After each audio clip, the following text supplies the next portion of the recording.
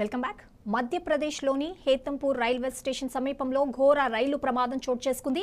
పాతాల్కోట్ express ఢీకొనడంతో 4 ప్రయాణికులు మృతి చెందారు. మృతుల్లో 3 మహిళలు, ఒక చిన్నారి ఉన్నారు. ఈ ఘటనలో పలువురు గాయపడగా కొందరి పరిస్థితి విషమంగా ఉంది.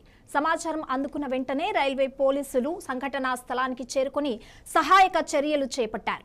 ఈ ఘటనపై పోలీసులు కేసు నమోదు చేసి దర్యాప్తు చేపట్టారు. ఖజురహో ఉదయపూర్ సిటీ ఎక్స్ప్రెస్ లో మంటలు చెలరేగినట్లు మొదట ప్రచారం జరిగింది. దీంతో భయాందోళనకు గురైన కొందరు ప్రయాణికులు అత్యవసరంగా చైన్ లాగడంతో రైలు ఆగిపోయింది. రైలు నిలిచిన తర్వాత పలువురు ప్రయాణికులు హడావిడిగా బోగీల నుండి దిగి పక్కన ఉన్న పట్టాలపైకి వెళ్లారు.